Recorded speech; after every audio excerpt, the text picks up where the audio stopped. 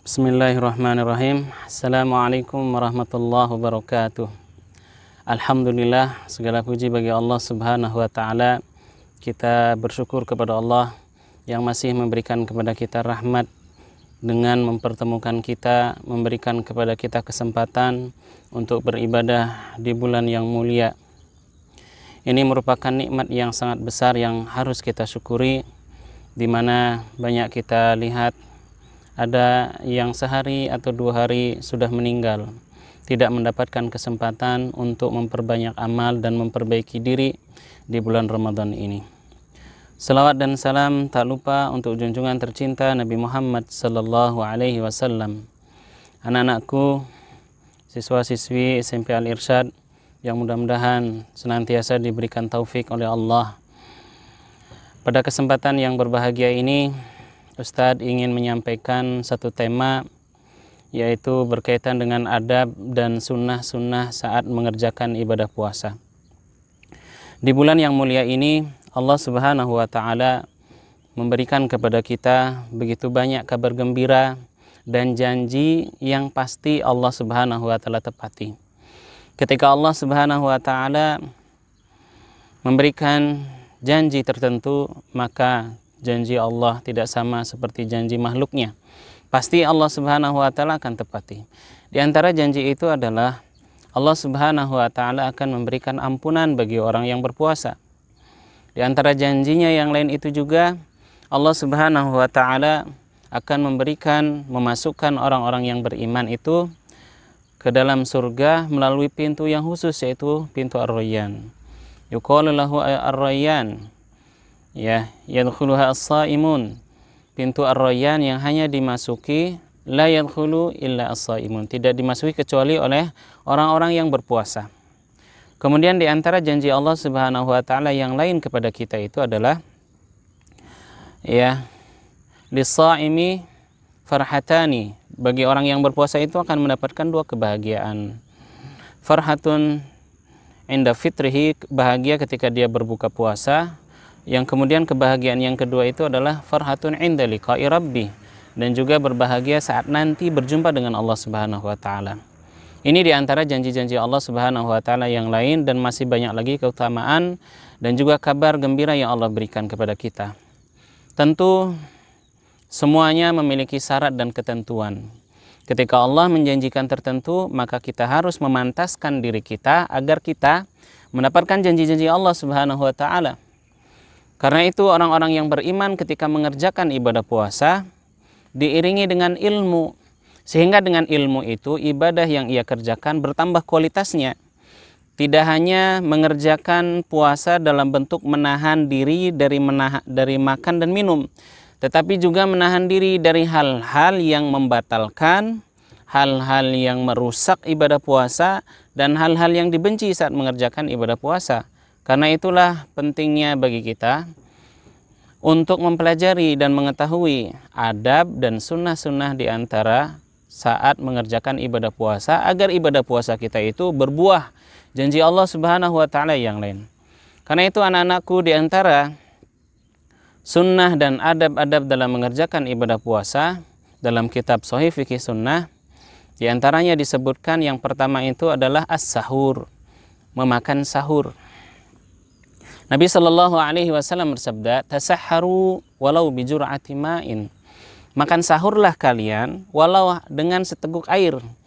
Ini batas bagi orang yang mungkin sangat tidak bisa makan di waktu pagi pada waktu sahur. Tetap diperintahkan oleh Nabi Shallallahu alaihi wasallam untuk makan sahur. Dalam hadis yang lain tentang keutamaan sahur ini, Nabi Shallallahu alaihi wasallam bersabda, tasahharu fa inna fis sahuri barakah. Makan sahurlah kalian karena di dalam sahur itu ada keberkahan yang Allah Subhanahu wa taala berikan. Sehingga di siang hari saat kita mengerjakan ibadah puasa ini, Allah memberikan kita kekuatan dengan makanan yang kita santap pada waktu sahur itu. Ini sunnah dan adab yang pertama. Kemudian yang kedua, ketika makan sahur itu ada adab yang kedua. Nabi Shallallahu alaihi wasallam menganjurkan kepada kita untuk takhirus sahur, mengakhirkan makan sahur. Kalau kita lihat riwayat-riwayat dan hadis-hadis dari Nabi Shallallahu alaihi wasallam yang diriwayatkan oleh sahabat-sahabat Nabi Shallallahu alaihi wasallam, maka kita dapati Nabi Shallallahu Alaihi Wasallam dan juga para sahabat itu senantiasa mengakhirkan makan sahur. Bahkan dalam sebuah riwayat, satu riwayat dari Bilal bin Rabah, ketika Bilal itu mau mengumandangkan azan subuh, ada di antara sahabat itu yang masih makan, kemudian mengatakan kepada Bilal, mahlan ya Bilal, nanti dulu wahai Bilal, biarkan aku untuk menyelesaikan sahurku ini. Artinya apa? Waktu untuk azan subuh itu sudah tiba. Tetapi karena dalam kondisi tertentu, sahabat Nabi Shallallahu Alaihi Wasallam mengakhirkan makan sahurnya. Ini hadis yang pertama. Hadis yang kedua, ya, sahabat Nabi Shallallahu Alaihi Wasallam itu bahkan ada yang masih makan ketika azan itu dikumandangkan. Ini bukan berarti sahurnya ketika azan, tidak. Ini karena kondisi mungkin bangunnya terlalu kesiangan sehingga dia makan. Bahkan Nabi Shallallahu Alaihi Wasallam memerintahkan ketika seseorang masih makan sahur, makanan masih dalam kunyahannya, kemudian azan dikumandangkan, Nabi Shallallahu Alaihi Wasallam memerintahkan untuk jangan dimuntahkan, selesaikanlah hajatnya, selesaikanlah sahurnya. Ya. Dalam sebuah hadis Nabi Shallallahu Alaihi Wasallam jarak antara sahur dan azan subuh itu 50 ayat. Jadi berapa menit, berapa waktu yang kita butuhkan untuk membaca 50 ayat, segitu kurang lebih seseorang masih bisa makan sahur. Ini adab dan sunnah yang kedua ketika mengerjakan ibadah puasa. Kemudian ibadah sunnah dan adab dalam mengerjakan puasa yang ketiga adalah yaitu ta'jilul iftar. Kalau sahur itu diakhirkan sehingga tujuannya itu jeda antara makan sahur dan sholat subuh itu tidak terlalu lama. Sehingga mungkin kalau orang kekenyangan ketika makan sahur dan terlalu malam, terlalu dini, kemudian dia ketiduran sehingga subuhnya itu bisa kesiangan. Atau dalam kondisi yang normal ketika nanti tidak ada wabah, dia bisa mengerjakan sholat subuh berjamaah. Itu diantara hikmah dan tujuannya sahur diakhirkan. Adapun yang ketiga itu adalah ta'jilul iftar, menyegerakan berbuka puasa. Bukan berarti berbuka sebelum azan, tapi berbuka ketika dikumandangkan azan, kemudian mengerjakan buka dahulu, baru kemudian mengerjakan sholat. Bagi muazin, maka hendaknya dia membatalkan puasanya dengan minum ataupun dengan memakan 1 butir biji kurma. Ya, baru kemudian dia azan, baru kemudian dia bisa melanjutkan bukanya, kemudian mengerjakan sholat berjamaah. Nabi Shallallahu Alaihi Wasallam bersabda dalam sebuah hadis, la yazalun nasu bi khairin ma'ajjalul fitrah. Manusia itu senantiasa ada dalam kebaikan selama mereka menyegerakan berbuka puasa. Ini diantara sunnah Nabi yang ketiga. Kemudian sunnah Nabi yang keempat, ad-du'a indal iftar, membaca doa ketika berbuka puasa. Di antara hadis dan doa yang sahih dari Nabi Shallallahu Alaihi Wasallam berkaitan dengan doa saat berbuka puasa itu, Nabi Shallallahu Alaihi Wasallam mengajarkan kepada kita doanya, zahabaz zama wabtallatil uruq wa sabatal ajru insyaallah. Zahabaz zama wabtallatil uruq wa sabatal ajru insyaallah. Zahabaz zama, dahaga haus hilang. Wabtallatil uruq, tenggorokan, bibir sudah terpenuhi dengan air. Ya, wa sabatal ajru insyaallah, dan pahala insyaallah sudah Allah tetapkan. Ini di antara doa maksur yang seharusnya kita baca ketika berbuka puasa. Kemudian ketika menjelang berbuka puasa itu ada sunnah Nabi Shallallahu Alaihi Wasallam yang lain yang mestinya kita perhatikan. Di antaranya memperbanyak doa menjelang buka puasa. Ini di antara waktu mustajab. Di antara waktu mustajab, Allah Subhanahu Wa Taala akan mengabulkan doa bagi orang yang berdoa ketika menjelang berbuka puasa. Kemudian ketika berbuka puasa itu ada anjuran Nabi Shallallahu Alaihi Wasallam yang lain. Ya, ini masih kaitannya dengan yang adab yang kelima. Kemudian sunnah-sunnah Nabi Shallallahu Alaihi Wasallam ketika berpuasa. Nabi Shallallahu Alaihi Wasallam, kebiasaan Nabi dalam sebuah hadis yang diriwayatkan oleh Anas, karena Rasul Shallallahu Alaihi Wasallam yubtiru ala rutaibat. Nabi Shallallahu Alaihi Wasallam itu ketika berbuka, beliau berbuka dengan rutob. Rutob itu sejenis kurma yang masih agak basah. Ini kurma yang kualitasnya bagus. Kalau nggak ada, tamer. Tamer itu kurma yang sudah agak kering, kurma yang ada di rumah-rumah kita. Kalau nggak ada hasa haswatin 'alal ma. Kalau tidak ada, beliau sallallahu alaihi wasallam berbuka dengan beberapa tegukan air putih. Jadi subhanallah, menu berbuka Nabi sallallahu alaihi wasallam sesuai dengan sunnah Nabi itu sangat sederhana. Ya, dan tidak perlu mahal sehingga menghindari sikap boros mubazir. Ya, begitu sederhana dengan kurma dahulu. Kalau tidak ada bisa dengan air putih. Gimana dengan manis-manisan yang lain? Sunnahnya itu adalah rutob, kurma. Kalau nggak ada silahkan dengan yang lainnya. Islam tidak menyulitkan kita. Apa hikmahnya? Kenapa Nabi Shallallahu Alaihi Wasallam memulai berbuka itu dengan yang manis-manis, dengan kurma? Hikmahnya itu diantaranya adalah, Masya Allah, sudah diteliti oleh para dokter dan sudah banyak ditulis dalam buku-buku fikih kedokteran Nabi Shallallahu Alaihi Wasallam. Di antara hikmahnya itu adalah saat di siang hari kita mengerjakan ibadah puasa, kita merasakan lapar, letih, dan capek. Apakah karena kekurangan makanan? Itu di antara sebabnya adalah karena zat gula dalam diri kita itu berkurang karena aktivitas yang kita jalani selama siang hari Ramadan. Dan tubuh kita itu kehilangan beberapa zat gula. Maka dengan mengkonsumsi, dengan memulai berbuka dengan kurma, dan kurma itu sifatnya sangat mudah dicerna oleh lambung. Sehingga zat gula yang ada dalam kurma itu diolah dalam lambung kita, kemudian ditransfer ke tubuh kita, sehingga seseorang yang berbuka dengan kurma, dia merasakan kesegaran, ya, dia merasakan badannya fresh, seger. Beda kalau seseorang memulai berbuka dengan nasi. Nasi itu lama dicerna oleh lambung kita. Ya, sehingga vitamin, protein, dan tenaga yang ada dalam nasi itu baru dirasakan oleh seseorang sejam 2 jam setelahnya. Adapun kurma dan air putih itu bisa langsung dirasakan oleh badan kita. Ini Masya Allah, subhanallah, di antara hikmah kenapa saat berbuka itu dianjurkan dengan rutob. Ini yang kelima di antara adab dan sunnah Nabi Sallallahu Alaihi Wasallam. Kemudian sunnah Nabi Sallallahu Alaihi Wasallam dan adab berpuasa yang keenam, yaitu al-jud wa qiraatul Quran. Bersikap dermawan dan memperbanyak membaca Al-Quran. Ramadan ini adalah bulan Al-Quran, bulan yang mulia. Di dalamnya Allah Subhanahu wa Ta'ala memilih untuk menurunkan Al-Quran, kitabnya yang paling mulia.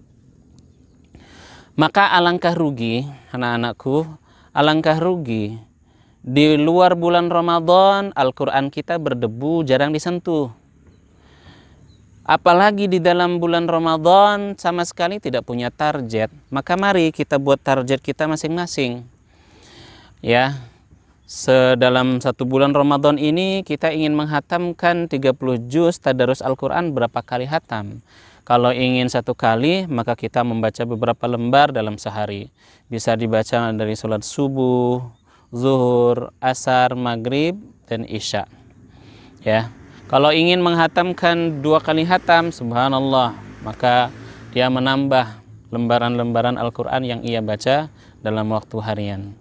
Nabi Shallallahu Alaihi Wasallam ya menganjurkan kepada kita untuk memperbanyak membaca Al-Quran, sehingga kotoran-kotoran yang ada dalam hati kita selama 11 bulan yang kita jalani ini, kotoran hati kita, kerasnya hati kita disebabkan karena dosa dan maksiat yang kita lakukan, itu dilembutkan dengan bacaan Al-Quran. Ini diantara keberkahan Al-Quran, ya, sehingga Al-Quran itu mampu memberikan kelapangan bagi dada kita.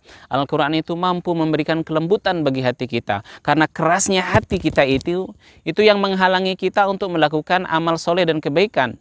Jadi dilembutkan dengan memperbanyak baca Al-Quran, sehingga ketika hati itu lembut, bercahaya dengan cahaya Al-Quran, maka Allah memberikan kepada kita taufik. Dengan taufik itu kita mudah mengerjakan kebaikan. Ini diantara rahasia, hikmah, dan keberkahan dalam membaca Al-Quran. Adapun di akhirat nanti, فَإِنَّهُ يَأْتِي يَوْمَ الْقِيَامَةِ شَفِيعًا لِأَصْحَابِهِ. Al-Quran itu akan datang pada hari kiamat memberikan pertolongan, syafaat kepada orang yang membacanya. Sehingga seseorang yang seharusnya dimasukkan ke dalam neraka dengan izin dan syafaat dari Al-Quran yang dibaca akan memberikan syafaat dan pertolongan. Mudah-mudahan Allah Subhanahu wa Ta'ala memberikan kita syafaat dengan bacaan Al-Quran ini. Kemudian yang ketujuh, di antara adab dan sunnahnya adalah at-tarafu' mimma yuhbitu sawabas siyam minal ma'asi. Menjauhkan diri di siang hari bulan Ramadan dari hal-hal yang bisa merusak ibadah puasa kita, dari hal-hal yang bisa menghapus nilai pahala puasa kita. Jadi kalau mulut kita, lambung kita tertahan dari makanan dan minuman, maka selayaknya tangan kita, mata kita, dan lisan yang kita pakai untuk berbicara, kita tahan untuk tidak melakukan sesuatu yang akan merugikan diri kita sendiri, sehingga berapa banyak orang yang berpuasa, kam min shaimin laisa lahu min siyamihi ilal ju' wal 'atas. Berapa banyak orang yang berpuasa yang ia dapatkan itu hanya haus dan lapar. Artinya pahala itu tidak dia dapatkan. Seperti orang yang mengerjakan ibadah sholat Jumat di masjid. Dia tidak memperhatikan adab dan sunnah-sunnah saat mengerjakan ibadah sholat Jumat. Ya, yang pahalanya itu menghapus dosa selama seminggu, 1 pekan sebelumnya. Akan tetapi karena dia mungkin main HP saat ibadah Jumat, berbicara saat mengerjakan sholat Jumat, atau bercanda dengan temannya, maka pahala itu hilang. Demikian pula dengan orang yang berkata-kata kasar saat mengerjakan puasa di siang hari. Matanya melihat hal-hal yang haram, chattingan dengan perempuan, ya, chattingan di Instagram atau di WhatsApp, sayang lagi ngapain, kasihan eman-eman ibadah puasanya sia-sia karena melakukan hal-hal yang fahish seperti itu. Mata melihat tontonan yang haram, tangan usil jail. Apa bentuk kesalahan tangan itu? Berkomentar di rumah di musim wabah seperti ini, nggak bisa jalan-jalan dan nggak keluar, tapi tangannya di rumah melakukan dosa. Ngapain? Memaki temannya ketika bersosial media, berkomentar yang buruk, menyinggung fisik seseorang, berkata sumpah serapah. Sehingga dengan hal-hal seperti ini nilai ibadah puasa kita itu hilang. Maka ini sesuatu yang harus kita ketahui, sehingga ibadah puasa kita itu bernilai di sisi Allah Subhanahu wa taala, sehingga nanti puasa itu mampu memberikan kita syafaat.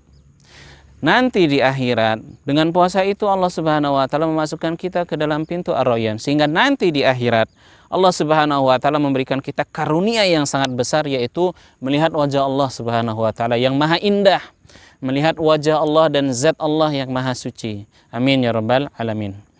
Itu adab dan sunnah yang ketujuh. Kemudian di antara adab dan sunnah Nabi Shallallahu Alaihi Wasallam yang lainnya, ya, yaitu memperbanyak sedekah.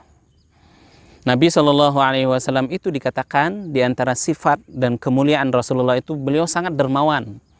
Dan kedermawaan Nabi Shallallahu Alaihi Wasallam itu akan sangat terlihat lebih pada bulan Ramadan. Sampai-sampai Jibril tiap malam datang kepada Nabi Shallallahu Alaihi Wasallam. Oh, berarti Ustadz harus mendatangi teman, mengajarkan teman Al-Quran, sehingga bisa dikatakan dermawan sebagaimana kedermawanan Nabi yang senantiasa menjamu Jibril setiap malam. Tidak mesti.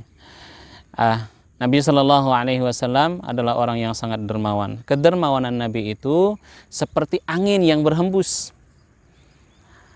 Ya, para sahabat Nabi Shallallahu Alaihi Wasallam menganalogikan kedermawanan Nabi Shallallahu Alaihi Wasallam itu seperti angin yang berhembus. Apa maksudnya?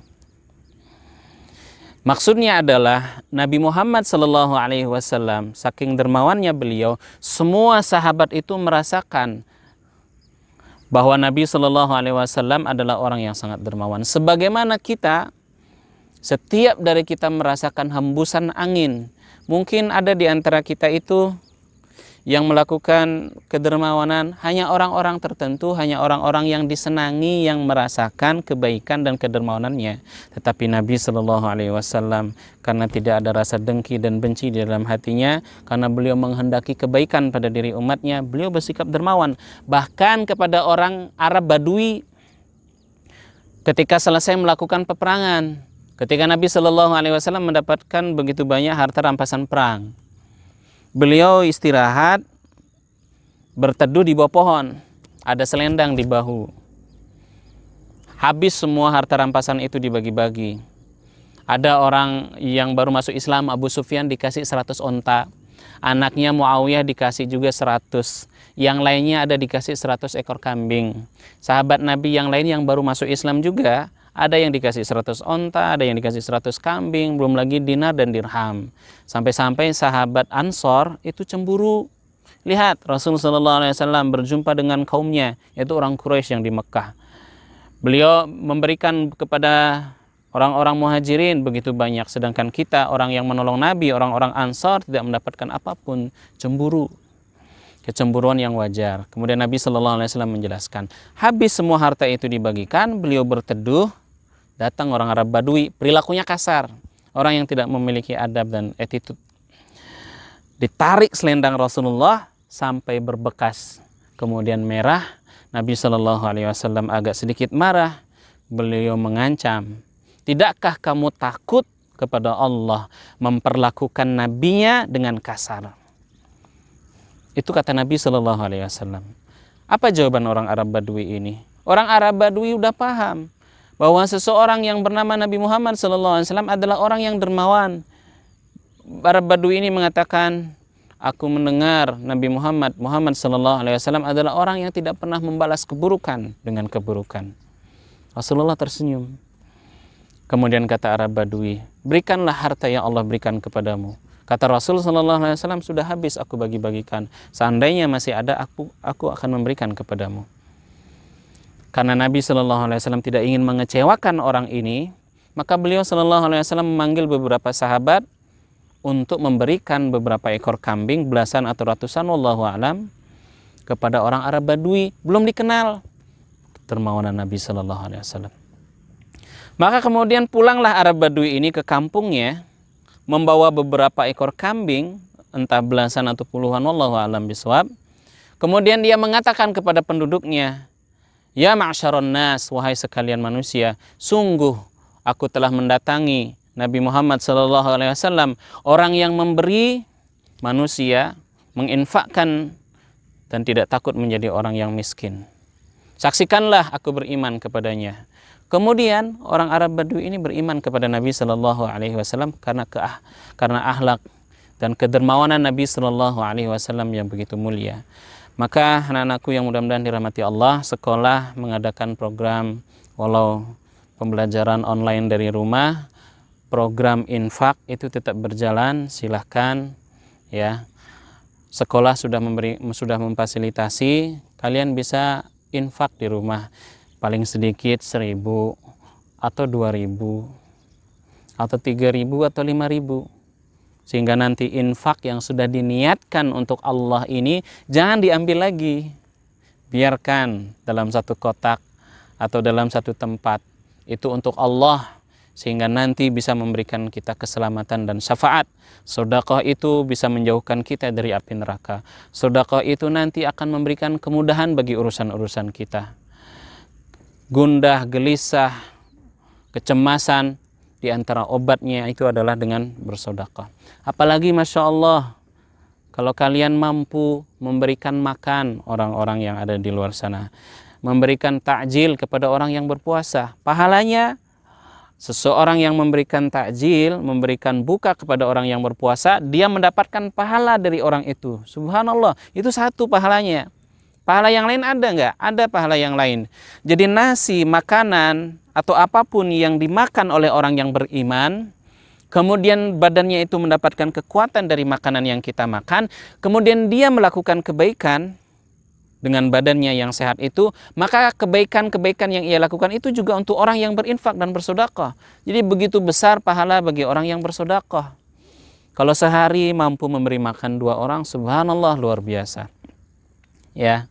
Karena itu ada orang yang di rumah duduk enggak baca Al-Quran, dia duduk di rumah bersama keluarganya, tapi senantiasa dia itu dapat pahala sholat, dapat pahala tadarus Al-Quran, dapat pahala menuntut ilmu.